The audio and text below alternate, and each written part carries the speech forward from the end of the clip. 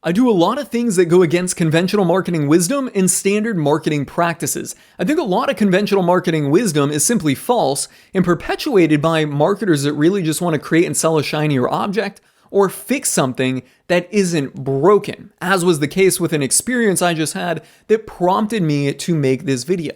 So I own offline home service businesses like HVAC, plumbing, flooring, those types of businesses. And I'm also in the high volume lead generation industry in financial services and insurance products. So in my local service businesses, I actually got an email last week from somebody saying, a marketing agency or something, saying, hey, we just noticed that your web forms are not optimized because you don't capture email, and basically reply to this and we can fix that for you.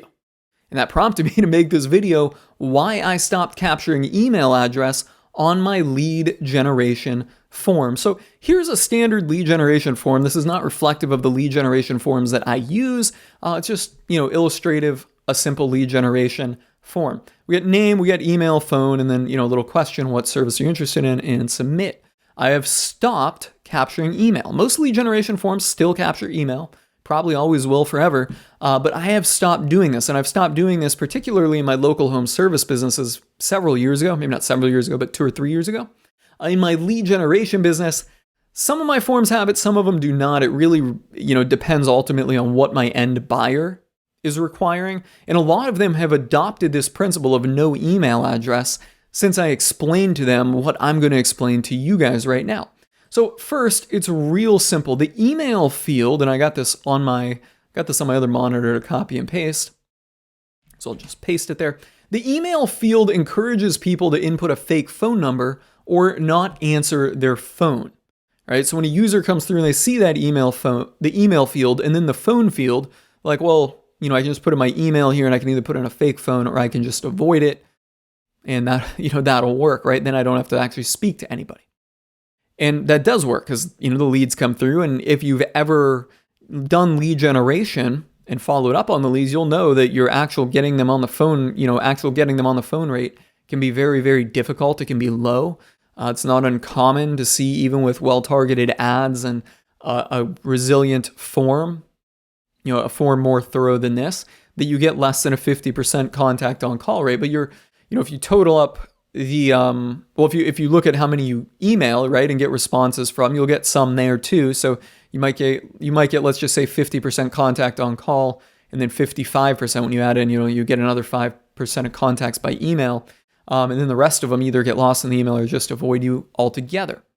All right, so that's what happens when you give people the option to input their email. They think that they'll just avoid the phone call and just solely use email as a line of communication, but as a business, that is not what you want. Email is a very, very weak link of not facilitating, but of contacting your leads, because people don't get email, you don't get all the details. There's less personal, involvement in it. You don't get the opportunity to sell your services. So by not capturing the email field, you get higher quality leads.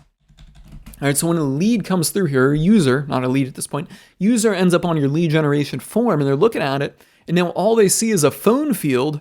Suddenly they realize, oh, if I want this, service, or I want to learn more about this, the only thing I can do is input my phone number. And that's the only way I can contact them. Well, then guess what? You're not getting fake phone numbers.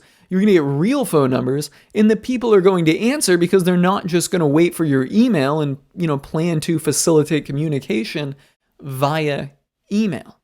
So yeah, in not capturing the email field, you get higher quality leads because, well, you have the option, or you don't have the option, but the user only has the sole option of answering your phone number to connect with you. So much, much higher quality.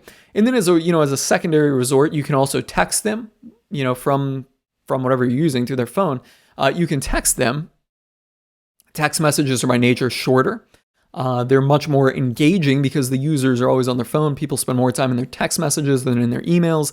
Emails are where junk and transactional messages go. Text messages are where people they want to hear from go. And because it's shorter in nature, you can always say simply, hey, give me a call back as soon as you have a few minutes, or are you free in 10 minutes for a phone call, quick phone call, stuff like that. You're just in a much better position if you can force the user or lead in this case, to engage with you via phone. And how I am doing that is simply put, I am not allowing, the user to put in an email. I'm not capturing an email field and only allowing the user the option to communicate with us via phone. So that is why I stopped capturing the email address on lead generations forms. It has worked incredibly well for myself. What do you guys think about it? Let me know in the comments below.